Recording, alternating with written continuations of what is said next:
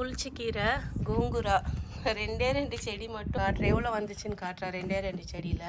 காய்கறி பிடிக்காதவங்க கூட இந்த மாதிரி சமைச்சு கொடுத்தீங்கன்னா அப்புறம் விரும்பி சாப்பிடுவாங்க. இதுதான் வேணும்னு கேட்பாங்க. வணக்கம், hi friends, welcome back to Nageswari's லைஃப் ஸ்டைல் இன் ஆஸ்திரேலியா. இன்னைக்கு கார்டனில் கோங்குரா பறிக்க போகிறேன். புளிச்சக்கீரை பறிக்க போகிறேன். ரெண்டே 2 செடி தான் வச்சேன். அது ஆக்சுவலாக நான் விதை போட்டது வந்து ஒரு நவம்பர் அந்த டைமில் போட்டேன். அது இப்போ வந்து 2 செடி நல்லா முளைச்சி சூப்பராக வந்திருக்கு. அதில் பூவே பூக்க ஆரம்பித்து விதை வந்துரும்னு நினைக்கிறேன். ஒரு சிம்பிளான ஒரு ரெசிபி நான் உங்களுக்கு காட்டுறேன். Gongura with fish. அது கூட நான் வெஜிடபிளும் போடுறேன். நீங்கள் எந்த வெஜிடபிள் வேணாலும் போடலாம். நான் இன்றைக்கி கத்திரிக்காய் யூஸ் பண்ணுறேன். ரெசிபிக்குள்ளே போயிடலாம். ஸ்கிப் பண்ணாமல் ஃபுல்லாக பாருங்கள். கண்டிப்பாக யார் யாரெல்லாம் ட்ரை பண்ணீங்க அப்படின்னு சொல்லிட்டு மறக்காமல் கமெண்ட் பண்ணிடுங்க. சரியா? வீடியோக்குள்ளே போகலாம் வாங்க. இங்கே வந்து ஒரு 400 கிராம்ஸ் வந்து ஃபிஷ் எடுத்திருக்கேன். கிட்டத்தட்ட 1/2 கிலோ இருக்கும் இந்த ஃபிஷ்ஷு. சால்மன் ஃபிஷ்ஷு வித் போனோடு தான் எடுத்திருக்கேன். ஓகே, இதில் கொஞ்சமாக உப்பு சேர்த்துக்கோங்க. இந்த மீனுக்கு தேவையான அளவு மட்டும். ஒரு 1/2 ஸ்பூன் அளவுக்கு மிளகாத்தூள், ஒரு 1/4 ஸ்பூனுக்கு மஞ்சத்தூள். இதை நல்லா மிக்ஸ் பண்ணிடலாம்.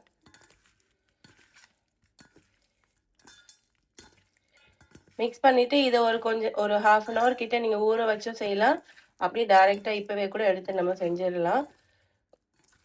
உங்களுக்கு டைம் இருந்தால் ஊற வைங்க. நான் வந்து அப்படியே தான் செய்ய போகிறேன். இதை ஒரு மிக்ஸ் பண்ணிவிட்டு இப்போ இதை நம்ம பொரிச்சு எடுத்துடலாம்.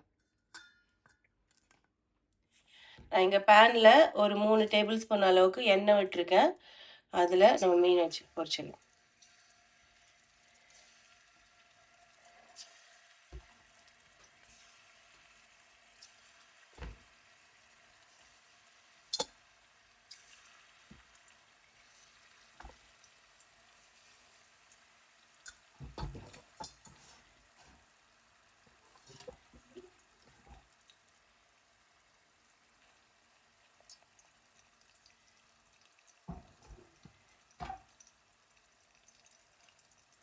நான் வந்து ஸ்லோ ஃப்ளேமில் வச்சு தான் நான் குக் பண்ணிகிட்ருக்கேன். மீன் வந்து 2 பக்கமும் நல்லா ஒரு 75% குக் ஆகிற வரைக்கும் செஞ்சிடலாம், ஃப்ரை பண்ணலாம். புளிச்சக்கீரை, கோங்குரா ரெண்டே 2 செடி மட்டும் லாஸ்ட் இயர் போட்டேன். ஆக்சுவலி இந்த விதை இப்போ தான் வந்து முளைச்சி நான் திரும்ப விதைக்கு விட்டுருக்கேன். அந்த அளவுக்கு வளர்ந்துருக்கு. ஸோ இதில் இருக்க பாருங்கள், பூ கூட பூக்க ஆரம்பிச்சிருச்சு. இந்த இலையை மட்டும் பறிச்சிக்கலாம் நம்ம.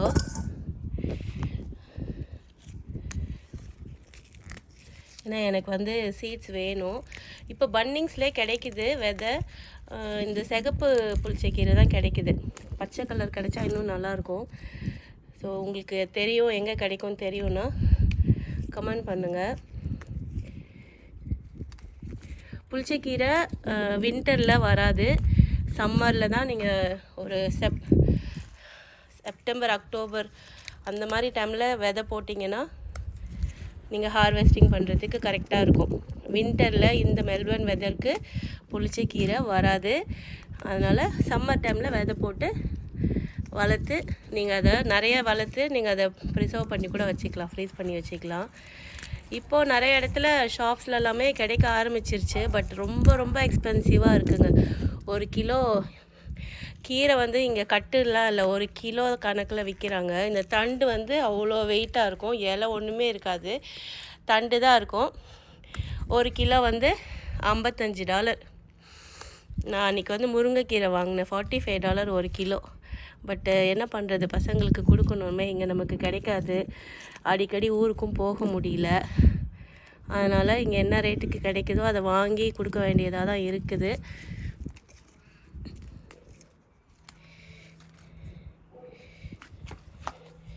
ஸோ நான் இன்றைக்கி இந்த இலையை மட்டும் கிள்ளிட்டு சிம்பிளாக ஏதாவது ஒரு டிஷ்ஷு செய்யும்போது நான் உங்களுக்கு காட்டுறேன். எவ்வளோ வந்துச்சுன்னு காட்டுறேன். 2 செடியில் பாருங்கள், இந்த அளவுக்கு கிடச்சிருக்கு. இதை வச்சு பருப்பு செய்யலாம், இல்லைன்னா நான்வெஜ் ப்ரானில் செய்யலாம், ஃபிஷ்ஷில் செய்யலாம், சிக்கன் மட்டன் எல்லாத்துக்கும் ரொம்ப நல்லாயிருக்கும். ஃப்ரை ஆகிறதுக்குள்ளே நம்ம கீரை, நம்ம செடியிலேருந்து பறித்த கீரை என்னோட கைக்கு ஒரு 1.5 கை கிட்ட வருது. இவ்வளோதான் நம்ம செடியில இருந்தது. பட் இந்த மீனுக்கு இது தாராளமா போதும். இதை சின்ன சின்னதா கட் பண்ணிக்கலாம். நம்ம அரைக்க போறது இல்ல. அதனால நம்ம கட் பண்ணி யூஸ் பண்ணலாம். சின்ன சின்னதா கட் பண்ணிக்கலாம். இது வந்து சிகப்பு கீரை, சிகப்பு புளிச்ச கீரை. சிகப்பு புளிச்ச கீரையில வந்து புளிப்பு ஜாஸ்தியா இருக்கும். அதனால இது வந்து யூஸ் பண்ணுங்க முடிஞ்ச அளவுக்கு.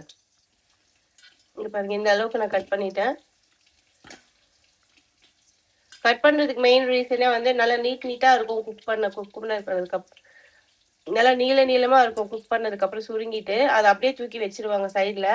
இந்த மாதிரி கட் பண்ணிட்டோம்னா நல்லா மேஷ் ஆயிடும் குக் பண்ணும்போது. ஃபிஷ் இங்க குக் ஆக்கிட்டு இருக்கு. இது திருப்பி வச்சுக்கலாம்.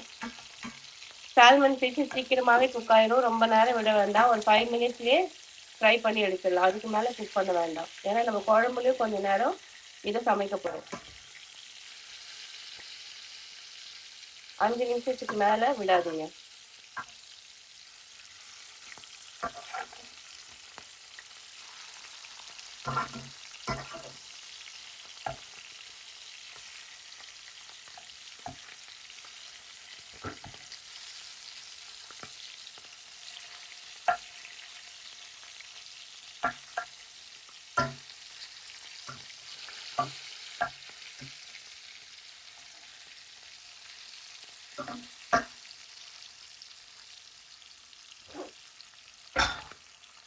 இதுக்கு ஒரு மீடியம் சைஸ் இருக்கிற ஒரு வெங்காயம் கட் பண்ணி வச்சிருக்கேன். ஒரு 10 பல்லு பூண்டு, ஒரு 3 பச்சை மிளகாய், தக்காளி வந்து சின்ன சின்ன தக்காளி ஒரு 4 தக்காளி அரைச்சி எடுத்திருக்கேன். புளி ரொம்ப கம்மியா ஒரு அரை லெமன் சைஸ் தான் இருக்கும். இது கொஞ்சமா புளி ஊற வச்சிருக்கேன். இது ஃப்ரை பண்ணியாச்சு. இதை எடுத்து ஒரு பிளேட்ல வச்சிடலாம்.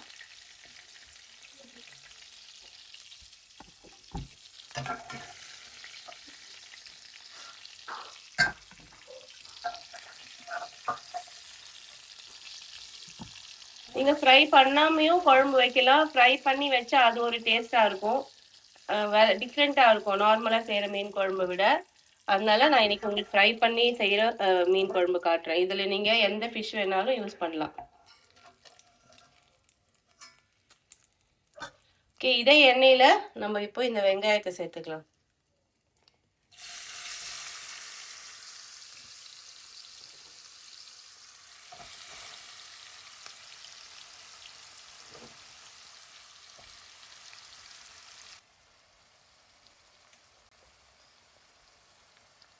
இதுல கொஞ்சமா உப்பு சேர்த்துக்கலாம். இது நல்லா வந்து நல்லா கோல்டன் கலர் வரணும். அது வரைக்கும் இதை குக் பண்ணிக்கணும். அதுக்குள்ள இந்த பூண்டை நம்ம இடிச்சிக்கலாம். நான் வந்து தோலோட தான் சேர்க்கிறேன் இன்னைக்கு. தோலோட சேர்த்தா நல்லா வாசமா இருக்கும். இதை இடிச்சிக்கலாம்.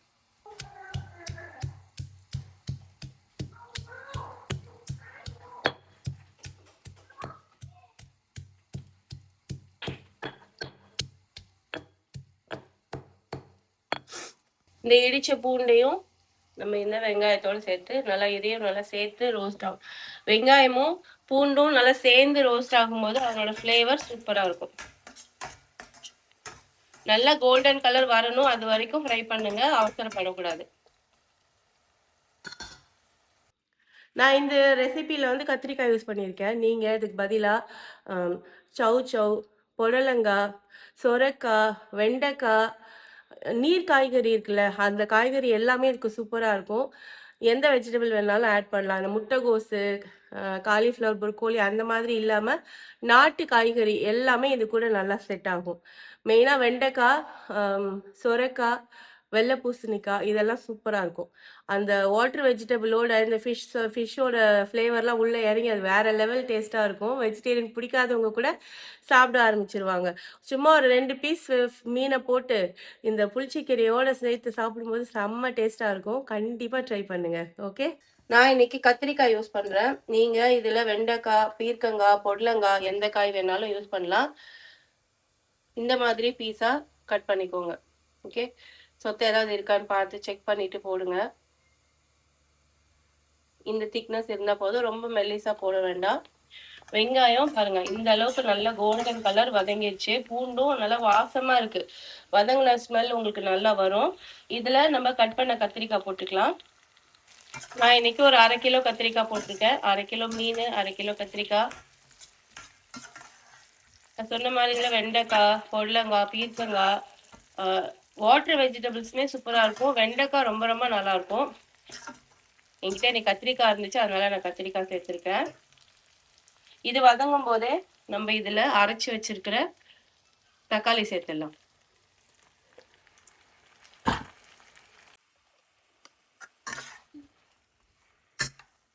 இது ஓரளவுக்கு வதங்கினதுக்கு அப்புறம் இதுல நம்ம மிளகாத்தூள் சேர்த்துக்கலாம். காரத்துக்கு ஏற்ற மாதிரி சேர்த்துக்கோங்க.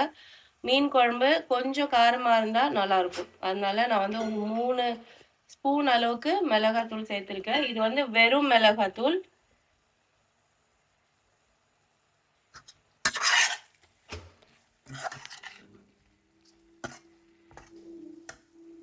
இது வந்து நான் வீட்லயே அரைச்ச குழம்பு தூள். இதுல 1 ஸ்பூன் சேர்த்துக்கிறேன். இதனோட ரெசிபி நான் உங்களுக்கு ஷேர் பண்ணியிருக்கேன். அதுவும் நான் மிக்சிலேயே அரைச்ச பொடி. இதனோட ரெசிபியும் நான் உங்களுக்கு ஷேர் பண்ணியிருக்கேன். மறக்காம நீங்க செக் பண்ணிட்டு வீட்லயே செஞ்சு ட்ரை பண்ணி பாருங்க.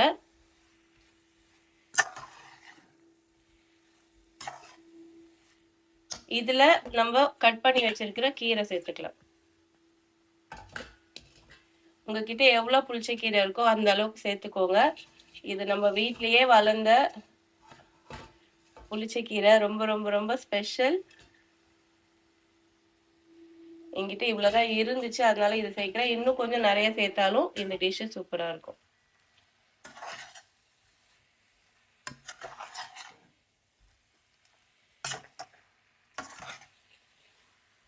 கீரை கொஞ்சம் இப்படி சுருண்டு வரும். அதுக்கப்புறமா நம்ம இதுல கொஞ்சம் தண்ணி சேர்த்துக்கலாம். கீரை பாருங்க, போட்ட இடம் தெரியாம சுருண்டுருச்சா? இந்த ஸ்டேஜ்ல நான் மிக்ஸி கழுவி கொஞ்சம் தண்ணி வச்சிருக்கேன். அந்த தண்ணி 1 கப்பு தண்ணி ஊத்திக்கலாம். நம்ம இதுல புளி தண்ணியும் கொஞ்சம் ஊத்த போறோம். ஏன்னா கீரை கம்மியா இருக்கு, அதனால நான் கொஞ்சம் புளி தண்ணி ஊத்துறேன். நீங்க நிறைய கீரை போடுறீங்கன்னா புளி தண்ணியை நீங்க ஸ்கிப் பண்ணிடலாம். புளி தண்ணி ஊத்துறதுக்கு முன்னாடி நம்ம கத்திரிக்காய் வெந்திருக்கணும். வேகாம நீங்க வந்து புளி தண்ணி ஊத்தக்கூடாது. அப்படி ஊத்துனீங்கன்னா கத்திரிக்காய் வேகாது, அப்படியே இருக்கும். இது ஒரு 5 மினிட்ஸ் இது நல்லா கொதிக்கட்டும். அதுக்கப்புறமா நம்ம புளி தண்ணி ஊத்திக்கலாம். கத்திரிக்காய் இப்பயே பாதி இருந்துச்சு, இன்னும் கொஞ்சம் தான் வேகணும். 5 நிமிஷத்துல வெந்துடும். அதுக்கப்புறம் நம்ம புளி தண்ணி ஊத்திக்கலாம். அதோட நம்ம ஃபிஷ்ஷும் சேர்த்துக்கலாம். நல்லா கொதிச்சு வந்ததுக்கு அப்புறம் நான் காட்டுறேன். புளிச்சக்கீரை மெல்பர்னில் சூப்பராக வளரும். உங்களுக்கு விதை தேடிக்கிட்டு இருக்கீங்கன்னா பன்னிங்ஸில் கிடைக்கிது, போய் வாங்கிக்கோங்க. விதை போடுறதுக்கு கரெக்டான டைம் வந்து செப்டம்பர் அக்டோபர் டைமில் வீட்டுக்குள்ளேயே வச்சு நல்லா இவ்வளோ ஹைட் வளர்ந்ததுக்கு அப்புறமா எடுத்து நீங்கள் வெளியில் நட்டுடுங்க. கிரவுண்டில் நட்டுடுங்க, இல்லை பாட்டில் வளர்க்கலாம். நான் பாட்டில் தான் வச்சுருக்கேன் இப்போ இந்த 2 செடியை. ஆனால் அடுத்த சீசனுக்கு வந்து நான் நிலத்துலேயே போட்டுட்டேன். பட்டு இவ்வளோ தான் வளர்ந்துருக்கு. ஆனால் அதுக்குள்ளே நமக்கு வின்டர் ஸ்டார்ட் ஆயிடுச்சு. ஸோ அதனால் ராங் டைம் நான் போட்டது. ஏன்னா நான் போட்டதே வந்து ஃபெப்பில் தான் போட்டேன். ஸோ ஃபெப்பில் போடும்போது உங்களுக்கு டைம் பத்தாது அது வளர்கிறதுக்கு. ஸோ அதனால் நீங்கள் எப்போவுமே போடுறதுன்னா செப்டம்பர் அக்டோபர் டைமில் வீட்டுக்குள்ளேயே போட்டு அது கொஞ்சம் வளர்ந்ததுக்கப்புறம் எடுத்து நீங்கள் வெளியில் நட்டிங்கன்னா 2-3 தடவை கட் பண்ணி நீங்கள் யூஸ் பண்ணலாம். நல்லா சூப்பராக வளரும்.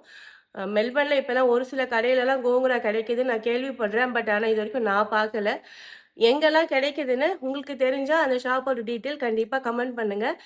யாருக்கு எல்லாருக்குமே யூஸ்ஃபுல்லாக இருக்கும். கண்டிப்பாக எனக்கு யூஸ்ஃபுல்லாக இருக்கும். நான் வெஸ்டர்ன் சைடில் தான் இருக்கேன். இங்கே ஏதாவது கடையில் கோங்குரா கிடைக்கும் அப்படின்னு உங்களுக்கு தெரிஞ்சதுன்னா மறக்காமல் கமெண்ட் பண்ணுங்கள். ஓகே,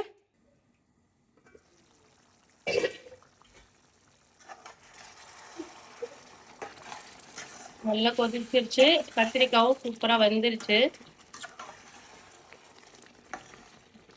இப்போ புளி கரைச்சி வச்சிருக்கோம்ல, அதை ஊற்றிக்கலாம். இது 1 கப் அளவுக்கு இருக்கு. ஒரு ஹாஃப் லெமன் சைஸ் தான் நான் புளி போட்டிருக்கேன், நிறைய போடலை. புளி சேர்த்தாச்சு. இப்போ நம்ம வறுத்து வச்சிருக்கிற ஃபிஷ்ஷை சேர்த்துக்கலாம். இந்த ஆயில் மிஸ் பண்ணாதீங்க, அதுலேயே சேர்த்துக்கோங்க.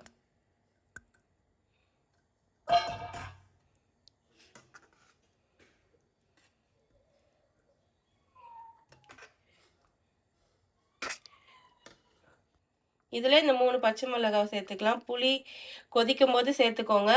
பச்சை மிளகா இந்த புளியில் நல்லா ஊறி இந்த புளிச்சக்கீரை டேஸ்ட்டோட மீனோட டேஸ்ட்டோட செம்ம டேஸ்ட்டாக இருக்கும். அதை அப்படியே கடிச்சு சாப்பிட்றதுக்கு எனக்கு ரொம்ப பிடிக்கும். அதனால தான் நான் 3 மட்டும் சேர்த்துருக்கேன். இது நல்லா கொதிச்சு நல்லா திக்காக ஒரு கன்சிஸ்டன்சி வரும். அது வரைக்கும் இது வேகட்டும். நம்ம மூடி வச்சிடலாம். ஃப்ளேம் வந்து மீடியம் ஃப்ளேமில் வச்சுக்கோங்க.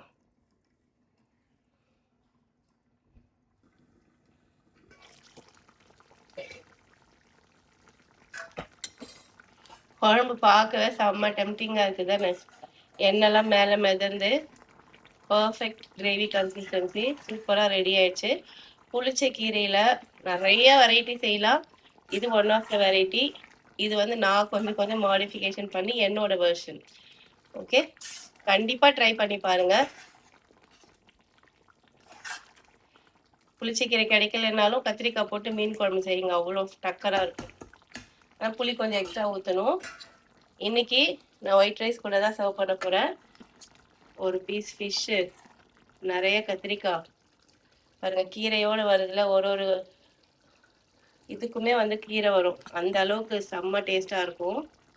எனக்கு இதில் இருக்கிற கத்திரிக்காய் அவ்வளோ பிடிக்குங்க, சூப்பராக இருக்கும். நீங்கள் கண்டிப்பாக எனக்காக ஒரே ஒரு தடவை ட்ரை பண்ணுங்கள். இன்னொரு ஃபிஷ் ஃப்ரை வச்சுக்கலாம். இதுக்கு பெஸ்ட் சைட் டிஷ் என்ன தெரியுமா? ஆனியன் தான். பச்சை வெங்காயத்தை இந்த மாதிரி ஸ்லைஸாக கட் பண்ணி, முடிஞ்சால் அதில் கொஞ்சம் லெமன் கூட நீங்கள் புழிஞ்சிக்கலாம். ரொம்ப ரொம்ப ரொம்ப நல்லாயிருக்கும் இதுக்கு சைட் டிஷ்ஷு. ட்ரை பண்ணி பாருங்கள். இந்த வீடியோ உங்களுக்கு பிடிச்சிருந்தா ஒரு லைக் கொடுத்துருங்க. உங்கள் ஃப்ரெண்ட்ஸ் கூட ஷேர் பண்ணுங்கள். நாகேஸ்வரிஸ் லைஃப் ஸ்டைல் இன் ஆஸ்திரேலியாவுக்கு சப்ஸ்கிரைப் பண்ணிக்கோங்க. பிசையும் போதே வாய் ஊறுது, அந்த அளவுக்கு டேஸ்ட்டாக இருக்கும். செம்ம சூடு. நம்ம ஃப்ரை பண்ணி இருக்கிறதுனால பீஸ் வந்து உடையவே உடையாது. வாங்க சாப்பிடலாம்.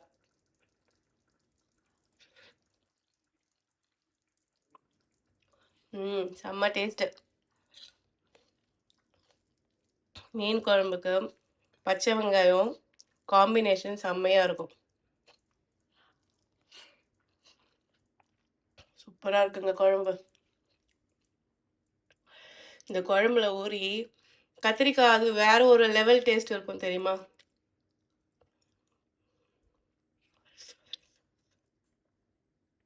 காய்கறி பிடிக்காதவங்க கூட இந்த மாதிரி சமைச்சு கொடுத்தீங்கன்னா அப்புறம் விரும்பி சாப்பிடுவாங்க. இதுதான் வேணும்னு கேட்பாங்க, எனக்கு காய் போடுங்க அப்படின்னு. செம்ம டேஸ்டான ஒரு கிரேவி, சூப்பராக இருக்குங்க. Very nice. ட்ரை பண்ணி பாருங்கள். உங்களுக்கு இந்த வீடியோ பிடிச்சிருந்தா ஒரு லைக் பண்ணுங்கள், உங்கள் ஃப்ரெண்ட்ஸ் கூட ஷேர் பண்ணுங்கள். நாகேஸ்வரிஸ் லைஃப் ஸ்டைல் இன் ஆஸ்திரேலியாவுக்கு சப்ஸ்கிரைப் பண்ணிக்கோங்க. ரெசிபி வீடியோ, ட்ராவல் விலாக், நம்ம நாகேஸ்வரிஸ் கலெக்ஷன் வீடியோ, எல்லா வீடியோவும் நீங்கள் பார்க்கணுன்னா ரெகுலராக ஃபாலோ பண்ணுங்கள். ஒரு லைக் மட்டும் போட்டுருங்க, ஓகேவா? பாய்.